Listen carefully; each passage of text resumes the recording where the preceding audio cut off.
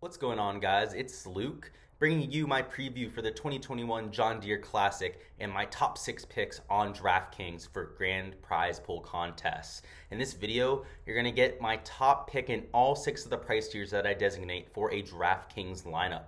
The total salary of the 6 players for this week will be exactly $50,000, but in all my weeks for my top 6 picks, it will be $50,000 or less. So if you wanted to play all of them in the same lineup, you can absolutely do so. So it's my free lineup of the week.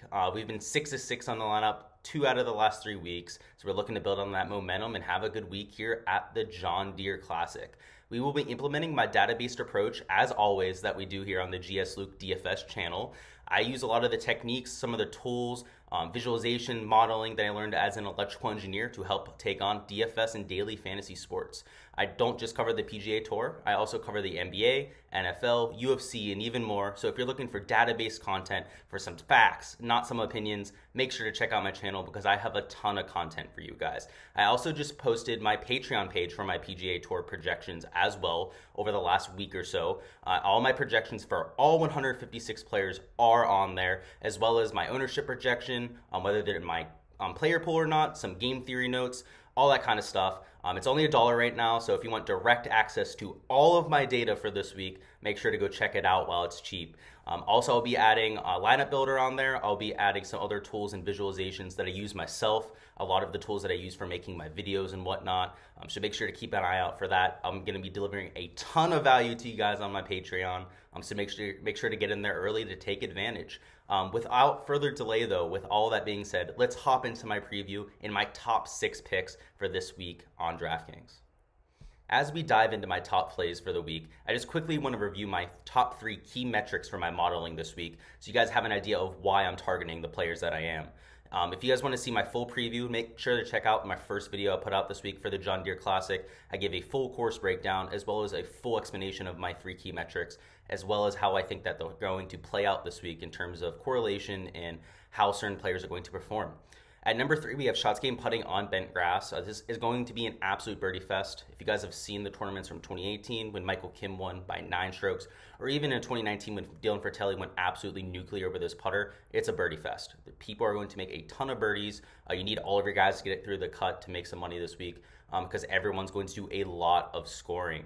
We saw how important it was last week. We also saw it at the Travelers as well. Whenever there's a birdie fest, you have to be able to roll your rock. You can be one of the best iron players in the world, one of the best off the tee players, be a tee to green machine, but it doesn't matter if you don't roll in your putts. It's just a scoring fest, and the key to scoring is your putting. At number 2, we have fairways gained. That is weighed fairway percentage, if you guys are new to statistics and shots gained here. This is the only key metric that popped in any of my regression modeling.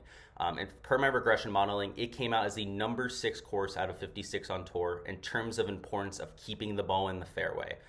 It's a regression model that correlates a player's skill set to how they do at certain golf courses, and what stood out here at TPC Deere RUn was hitting fairways. It makes sense in a birdie fest. You absolutely have to keep yourself out of trouble, but even more importantly, you have to be able to control your spin to score and to go really, really low. These guys on the PGA Tour, if they're able to put some spin on a ball, they're able to spin it back to a location, they have much higher precision than if they're just trying to hit balls that bounce up and roll up to the hole. There's just a lot more variance when you're having to calculate those bounces, whether it's going to check at all or anything like that. If they can play target golf, if they can apply tons of spin to golf balls, it just creates a lot more predictability for them. So that's why it pops at number 2, and that's why I'm putting in my modeling this week. At number 1, we have shots gained approach. It's always going to be the most important statistic that we look at week to week. It has the highest correlation for success on any golf tournament. It really doesn't matter where. And if we take a look, we're weighting the 150 to 175 and the 175 to 200 yard range just a little bit more this week. At TPC Deere RUn, there are a ton of dog legs, a lot of the holes, a lot of the corners are heavily treed as well.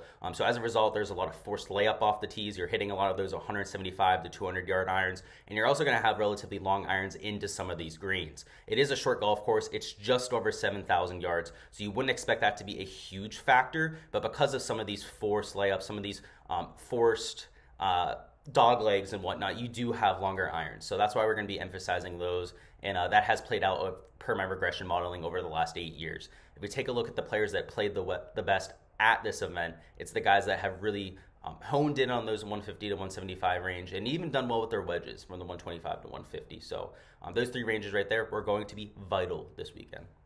And now for my player picks. For my spend up tier, my option up there, we're going to be playing Brian Harman, a $10,400 golfer who comes in number one in the field in shots gained total over the last 28 rounds and has torn up similar setups over the past few weeks. If we take a look at how he's played at shorter golf courses, most notably the Charles Schwab, where he ended up finishing 8th place, and he also had a 5th place finish at the Travelers. Both of those courses, in my opinion, are very similar setups. You have birdie fest, places that are extremely scoreable if you can keep the ball on the fairway, have some accuracy off the tee, and that's exactly how I think TPC Deere RUn's going to play this week. Brian Harman's not only just number one in shots gained total, but he also has a very good game for this golf course. He comes in number 4 in the field in shots gained putting over that same stretch, and he's gaining over 0.8 strokes per round. Only 3 guys are ahead of him right now in this field, and they're gaining just 0.05 strokes more per round at the very most. Some of them are just like 0.1 more. As a result, Brian Harman, you have a guy who's very good with his irons right now. He's gaining significantly tee to green. He's also the number 4 putter in the world. That is a deadly combination out of Birdie Fest and exactly what I'm looking for. If we take a look at how he plays on the bent grass surface specifically, he is 0.12 strokes better per round on the bent grass surface, which could definitely help him improve on his even excellent of late putting stats. That historical baseline has been established over 350 rounds. So at this point, this is non-aberration. He likes the bent grass surface. I'm sure if we were to go and interview him, ask him how he liked the surface, he would talk about growing up on it or having a lot of familiarity with it. Usually when we see a putting split like that, especially with such a high sample size, that's usually the case.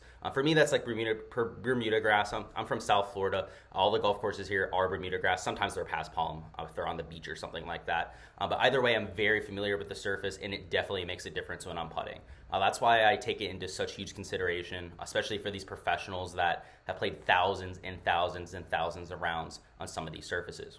When we take a look at how he's been doing with the driver, he's been hitting 67.86% of fairways, making him top 5 in the field in fairways gained.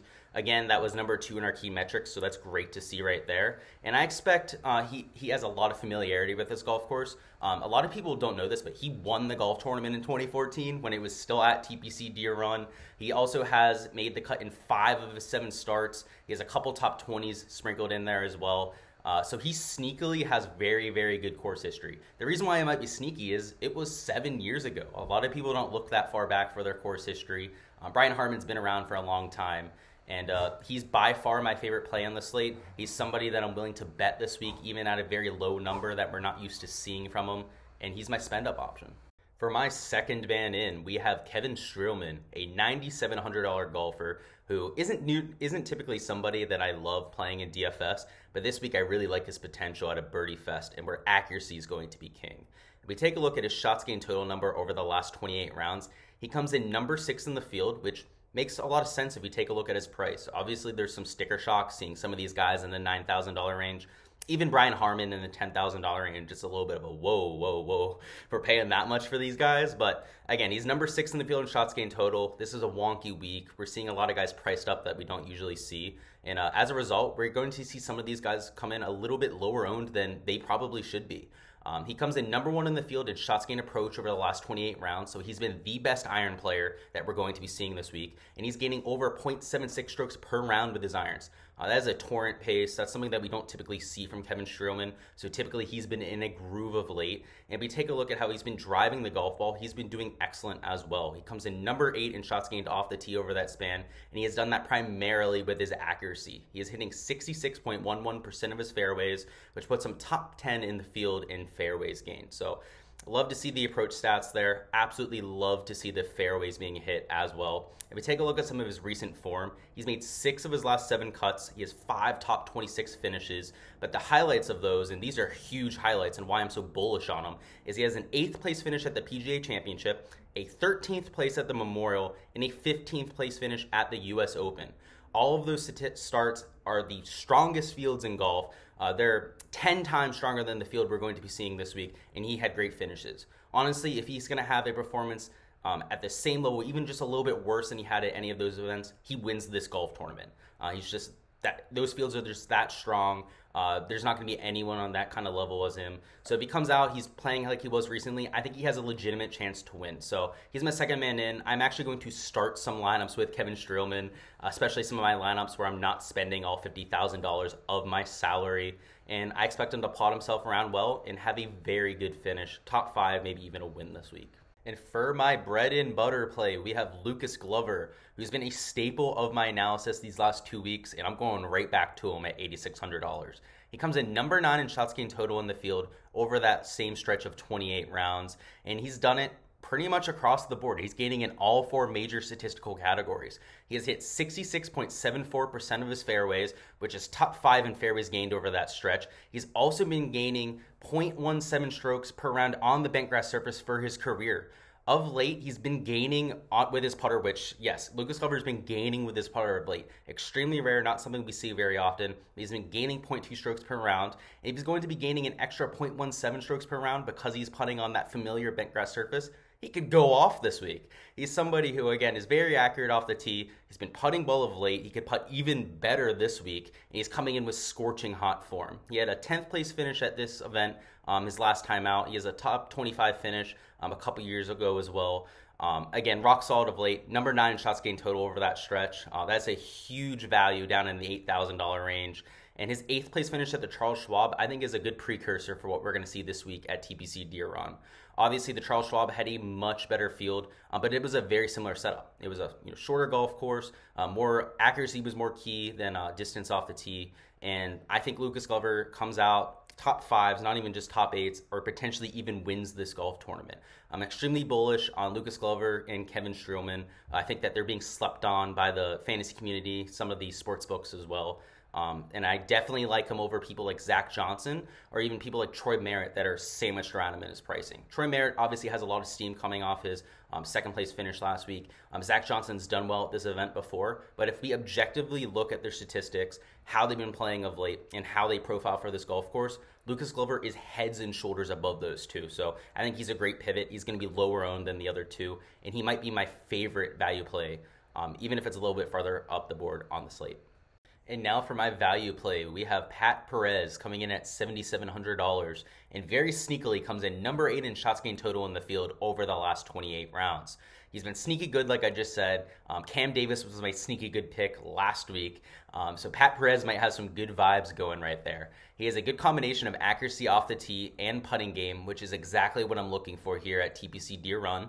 Over that stretch, we've seen Perez hit 67.64% of fairways. That is also top 5 in the field in fairways gained. And he's also very, very good on the bent grass surface. So he typically gains 0.52 strokes per round with a flat stick, but he gains an extra 0.14 strokes per round on the bent grass surface. So he's already a good putter. He becomes an elite putter when you put him on the bent grass surface. And considering he's coming in scorching hot, number 8 in shots gained total, I think that this course sets up extremely well for the big guy.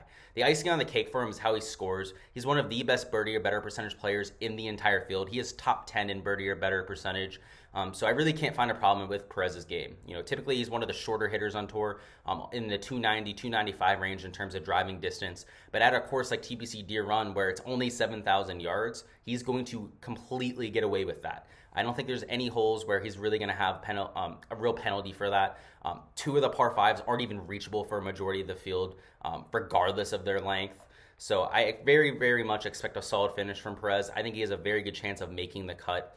Very good chance of top 10ing as well. And I do think that if he gets on a roll with his irons, which he tends to do from time to time, he could contend. He could potentially even win. So I'm not necessarily willing to put a bet on Pat Perez. I think he's just a little bit too volatile for that. But he's given me a little bit of Cam Davis vibes, and we hit on that bet last week, so maybe I should. And for my diamond in the rough, I'm going back to Satoshi Kodaira, a $7,000 golfer who comes in number 13 in shots gained total over the last 7 events or 28 rounds. He's been in great form of late. He's been a relatively chalky pick over the last few weeks as well. But after last week's missed cut, a lot of people aren't going to be willing to play Kodaira, so that's exactly when I want to buy in. If we take a look at how he's been playing, he's been unbelievable with his driver, hitting 70.25% of fairways. That is number 1 in the field in driving accuracy, number 1 in fairways gained. So the guy's not putting himself in much trouble at all. Over the same stretch, he's also gaining 0.56 strokes per round with the flat stick and is historically 0.29 strokes better on bent grass than he is on any other surface. That's with over 300 rounds in my database, and as a result, I think that he's going to putt the lights out this week. The last time we saw him on the bent grass surface, he gained over 6 strokes putting. I think we might have one of those kind of weeks coming in. And if he produces, even a shell of himself over the last few weeks in terms of his ball striking, he could very well contend this week. He's not an elite ball striker over his career, but of late, he's been gaining 0.17 strokes per round on approach. That is more than getting enough done. Obviously, I think he can even lose some strokes on approach and be all right this week. But he's been one of the best players in the entire field from the 125 to 150 range and the 150 to 175 range. He obviously has his shorter distances a little bit more dialed in. He's one of the shorter hitters on tour. And typically, the shorter hitter you are, the longer iron you hit, the more dispersion that you're going to have. Actually, it doesn't really matter how far you hit it at all. The longer iron you hit, the more dispersion you're going to have. So for Kodaira to be able to hit, longer irons but shorter distances, he's going to be able to control them more. He's going to have a lot more success on a shorter track like this. So not only do I think his putting is going to bode him well, he's a bent grass specialist. He's been very accurate off the tee, but I think he has a really good chance to score this week, given he's going to have a lot of his scoring clubs in hand.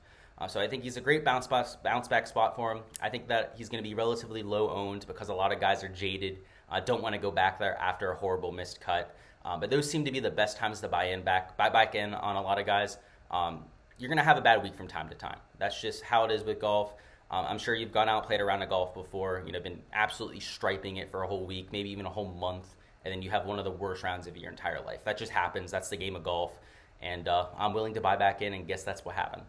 And finally, for my flyer, we have Camilo Villegas, a $6,600 golfer who comes in number 11 in shots gained total over the last 28 rounds. And I really don't understand the pricing at all. He should be in the $8,000, maybe even the $9,000 range with these kind of numbers. So he hasn't been great off the tee. I think that has a lot to do with his price. He's been losing 0.23 strokes per round off the tee, but that is almost entirely due to distance. He's still been hitting over 65% of his fairways, 66.11% of fairways, which actually has him in the top 15 of fairways gained. And at TPC Deere RUn, distance is not a problem. Like I said before, it's only 7,000 yards. Players aren't hitting driver off the tee on every single hole. And in fact, they're probably only hitting it on about 9 or 10 holes at the very most at TPC Deere RUn. So Camilo Villegas is going to be able to rely on that accuracy a lot more than he's typically able to. And he's also a very high birdie or better percentage player. He comes in top 10 in the field in birdie or better percentage over the last 28 rounds. And just like Kodaira, he's a wedge specialist. If we take a look at how he does in the 125 to 150 range and on short par 4s, he comes in number 3 in the field in shots gained total. So he's, again, very good with his scoring clubs. We've seen him do well in the past at some of these shorter tracks. He did pretty decent at the Honda Classic as well. Again, a golf course that's not super long. And while he's far from a perfect golfer, down in the $6,000 range, I think he can do a lot worse. He's somebody who, again, is number 11 in shots gained total over the last 28 rounds. He should be priced in that $8,000, maybe even $9,000 range. And when you get a guy that's just this valuable, has this much value, this far down the board, he's going to be a core play for me. Obviously, there's a lot of risk involved, but he has a lot less risk than pretty much everyone else priced around him. So that's why he's my flyer play, and definitely worth a few shots on GPP lineups if you're willing to spend up into that 10K range. That's all I've got for this week's golf picks, guys. I'm going to have my ownership reaction video out tomorrow. It'll be going over all of my fades and sleepers for this year's John Deere Classic. And later on today, I'm going to have my value picks out. It'll be my top 6 value picks. Everyone priced $7,500 and below, who are my top 6 picks to help you guys save some salary for your contest this weekend. So keep an eye out for those videos. The content will be coming out all week. As always, make sure to like and subscribe if you guys enjoyed the content. It really helps me out with growing the channel. It also makes sure that you guys are able to see my content as soon as I post it. So it's a win-win. Make sure to hit that like button. Again, it helps me out a ton. Let me know in the comments who you guys think wins this golf tournament for a chance to win a free month of my Patreon. If you guys are able to guess the winner, I will be giving you a free month of my Patreon for access to all of my projections, all of my ownership numbers, as well as game theory and all the other tools that I add on there. So again, if you don't win, make sure to go out and buy it as well. I think it's a really good deal. You get direct access to all of my projections for all 156 golfers. I think it's well worth the 99 cents a month. Good luck with your DFS lineups this weekend, guys. Let's win some cash. Let's win some GPPs. If you guys take something down, send me a message and let me know. I'd love to shout you guys out in the next video. So talk to you guys later. See you guys.